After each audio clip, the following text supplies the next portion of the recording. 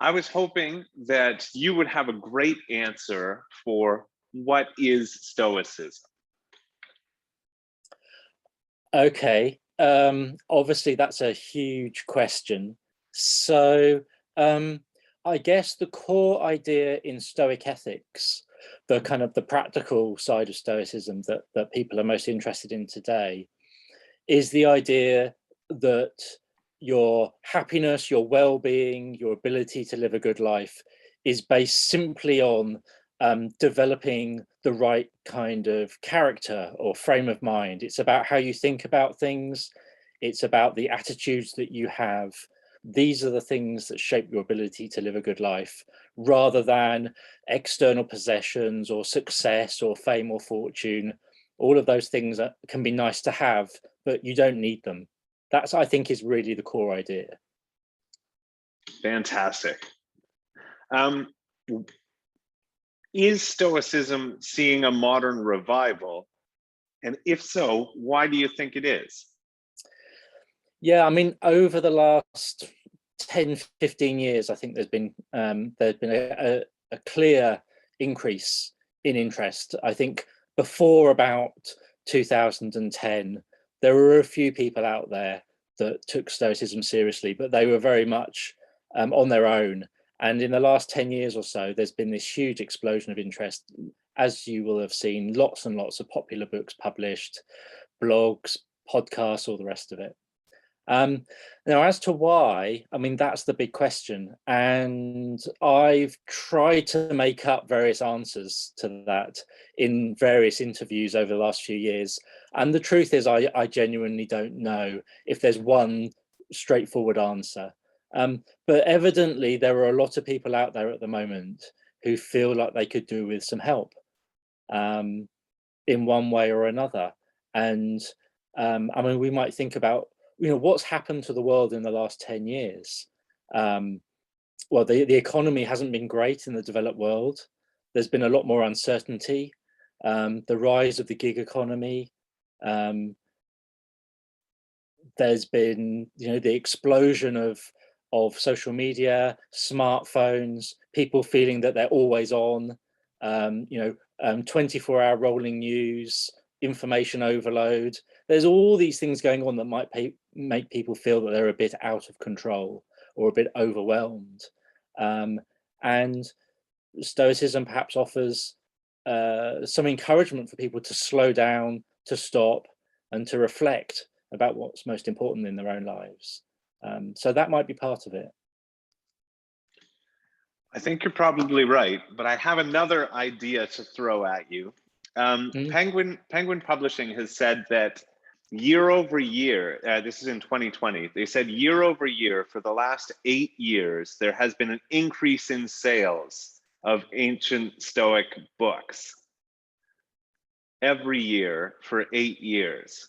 Now, I looked at it, and that happens to coincide with the first Stoicon in 2012. Do you think that Stoicon and the modern Stoicism movement is partly responsible for this explosion in Stoicism? Well, we hope so. We hope that we've managed to spread the word and that we've had some impact.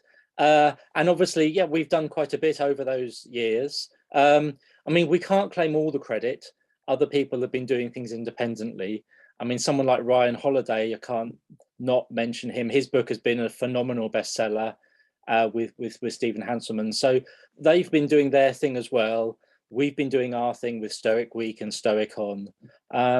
What's interesting is that we've both done those things around the same time in parallel. And also the other thing is that, more fundamentally, it struck a nerve with people. People have connected with it.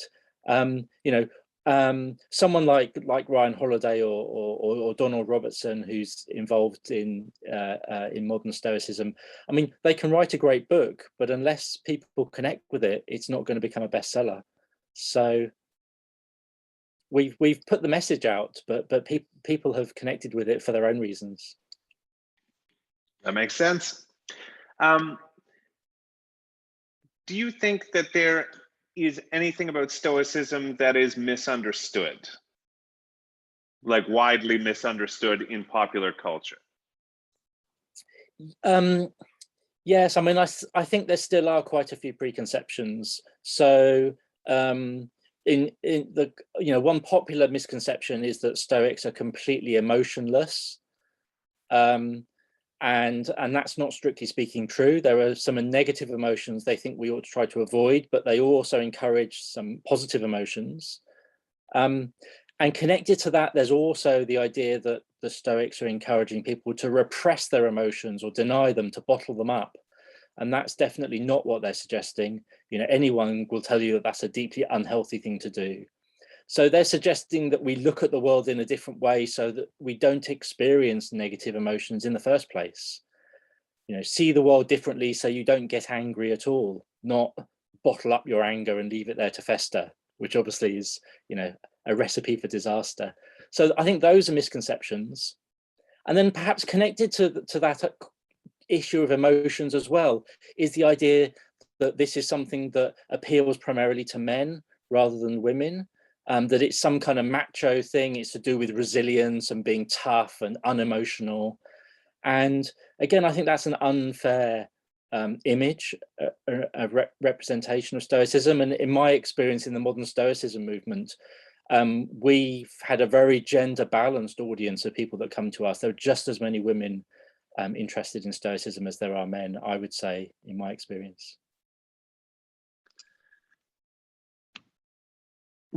Where do you, speaking of the modern Stoicism movement, where do you see this going in the next few years? Do you, does it have the potential to really go mainstream? And if so, how might it affect our society? Yeah, I mean, it's very difficult to know where this might go. I mean, when we started off, we had no idea whether it would reach whether we'd reach an audience. We didn't expect to do it for more than a year. I think we're all surprised by how successful it's been already. So it's very difficult to know what will happen next. We'll have to wait and see. But one thing that a couple of people have commented on is, if you think about something like Buddhism, Buddhism is huge. I mean, it's a vast. I mean, there's an industry around Buddhism in the West, in particular. I mean, every so often we might sort of say, well, there are quite a few books written on Stoicism these days for a popular audience. Surely the market is saturated. We don't need any more. And then if you look at how many books are published on Buddhism still year in, year out, I mean, so Stoicism is very, very early days in terms of reaching a wide audience compared to something like Buddhism in particular. So, you could imagine it becoming as big as that at some point down the line. I mean, that seems like, a ridiculous thing to say, but equally, why not? So it could go huge. It's very difficult to predict. I mean, one thing I'd say is that a lot of these Stoic ideas have been sort of central in Western culture for centuries. There's a sense in which they've dropped off the radar a bit in the 20th century, and now they're coming back on, coming back to the fore. I mean, in sort of classic works of literature, someone like Shakespeare, for instance, there are all sorts of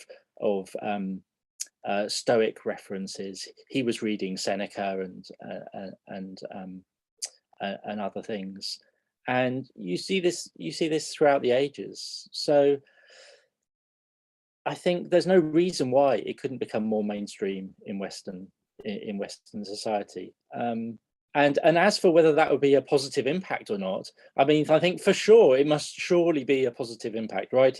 It's about developing a sense of community amongst people. It's about acting well towards other people. It's about avoiding those negative emotions that can lead to conflict. There's that strain of cosmopolitan thinking where you treat everybody as equal. And obviously we're living in increasingly sort of divided and polarized times at the moment. So that surely, could be a good influence as well. So, and that's one of the reasons why in modern Stoicism, we're so keen to kind of sort of, let people know, look, this could benefit you individually with whatever problems that you're dealing with in your own life, emotionally, but it's also going to make you a nicer human being for everyone else to have to put up with as well. So that's surely a good thing to share. Now, you mentioned Buddhism, and what ties do you see, or do you see any ties between the ideas in Stoicism and the ideas in Buddhism or Western secular Buddhism, and also the ideas in psychology that we're grappling with today? Is there common ground between these?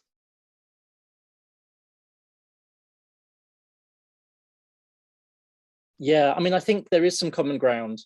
I mean, so for instance, in Stoicism, particularly in someone like Marcus Aurelius, there's this great stress on the fact that everything is constantly changing, nothing is stable.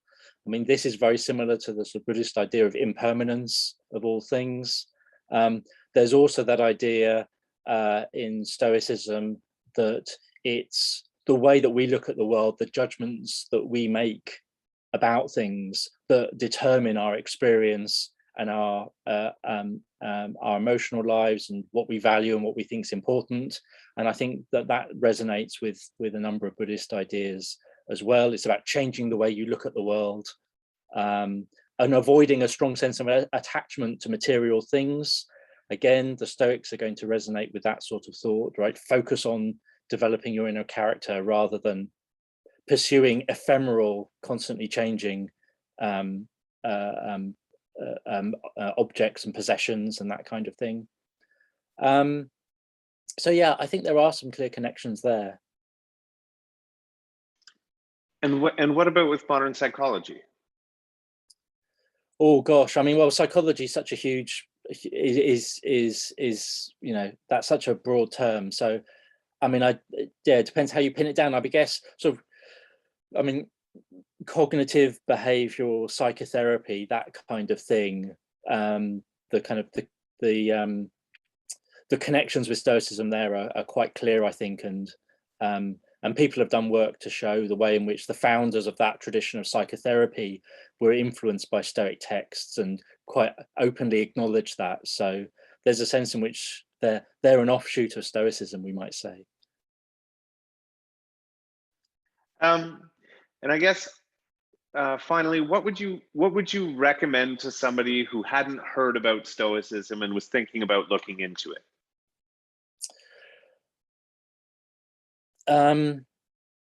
Well, I think the most popular Stoic text must surely be the Meditations of Marcus Aurelius. This is the book that lots and lots of people, that's a perennial bestseller, right? Loads of people read this book. They might know nothing about Stoicism or ancient philosophy, but they just read this book and they connect with the ideas and they find it helpful. And so that, I think, has been a really common entry point. So I'd be inclined to say, just have a look at Marcus's Meditations and see if you connect with it, and take it from there. Wonderful. Do you have any final thoughts on Stoicism, or I guess we didn't really touch on compassion, or, well, briefly. Do you have any thoughts on where Stoicism is today, or what you hope to see with Stoicism?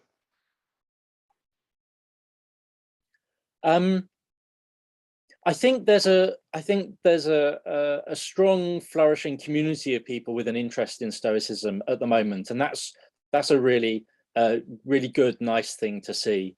And when I first started out working on this, the idea that there might be, you know, literally thousands of people out there who would self-identify as Stoics and be really interested in this is something I couldn't have conceived. So that's really pleasing to see.